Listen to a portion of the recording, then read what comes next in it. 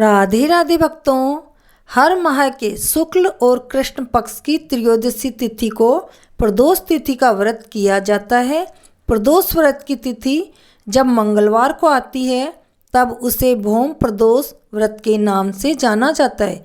भौम प्रदोष व्रत में कथा सुनना व कहना बहुत लाभदायी माना जाता है और इस कथा से पूजा भी पूरी होती है। मान्यता है कि भौम प्रदोष व्रत की कथा सुनने व कहने से देवों के देव महादेव का आशीर्वाद प्राप्त होता है और आर्थिक परेशानियों से मुक्ति मिलती है।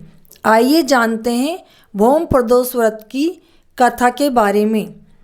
भौम प्रदोष व्रत कथा। सूत जी बोले, अब मैं मंगल त्रयोदशी प्रदोष व्रत का विधि विधान कहता हूँ। मंगलवार का दिन व्याधियों का नाशक है। इस व्रत में एक समये व्रती को गेहूँ और गुड़ का भोजन करना चाहिए। इस व्रत के करने से मनुष्य सभी पापों व रोगों से मुक्त हो जाता है। इसमें किसी प्रकार का संशय नहीं है। अब मैं आपको उस बुढ़िया की कथा कहता हूँ जिसने यह व्रत किया वह मोक्ष को प्राप्त हुई। अत्यंत प्राचीन काल की घटना है। एक नगर में एक बुढ़िया रहती थी। उसके मंगलिया नाम का एक पुत्र था। वृद्धा को हनुमान जी पर बड़ी दया थी। वह प्रत्येक मंगलवार को हनुमान जी का व्रत रखकर यथाविधि उनके भोग लगाती थी। इसके अलावा मंगलवार को एक न तो वह घर को लीपती थी और न ही मिट्टी खोदती थी। इस प्रकार से व्रत रखते हुए जब उसे काफ़ी दिन बीत गए तो हनुमान जी ने सोचा कि चलो आज इस वृद्धा की श्रद्धा की परीक्षा करते हैं। वे साधु का वेश बनाकर उसके द्वार पर जा पहुँचे और पुकारा, है कोई हनुमान का भक्त जो हमारी इच्छा पूरी करे। वृद्धा ने यह पुकार सुनी तो बाहर आई और बोली, महाराज क्या आज्ञा है। साधु वेशधारी हनुमान जी बोले कि मैं बहुत भूखा हूँ, भोजन करूँगा, तू थोड़ी सी जमीन लीप दे। वृद्धा बड़ी दुविधा में पड़ गई। अंत में हाथ जोड़कर प्रार्थना की, हे महाराज, लीपने और मिट्टी खोदने के अतिरिक्त जो काम आप कहें वह मैं करने को तैयार हूँ। साधु ने 3 बार परीक्षा करने के बाद कहा, तू अपने बेटे को बुला, मैं उसे औंधा लिटाकर उसकी पीठ पर आग जलाकर भोजन बनाऊंगा।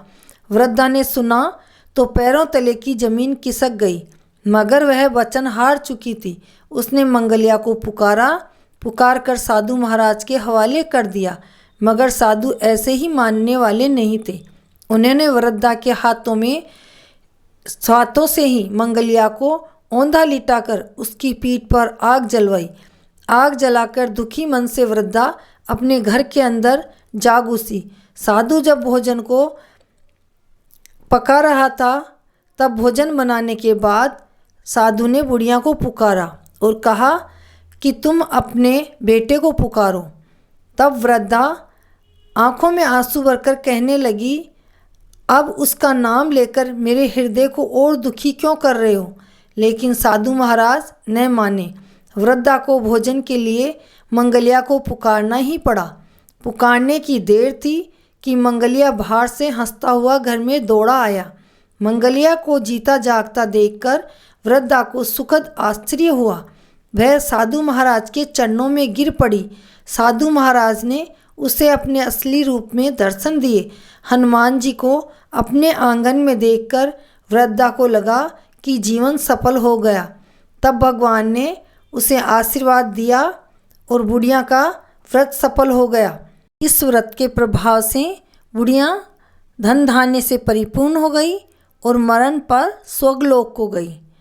भक्तों, जो इस कहानी को सुनता है, पढ़ता है, सुनाता है, उन सभी को हनुमान जी की कृपा मिलती है। वो हनुमान जी की कृपा के पात्र बनते हैं। तो भक्तों, आपको ये कथा कैसी लगी?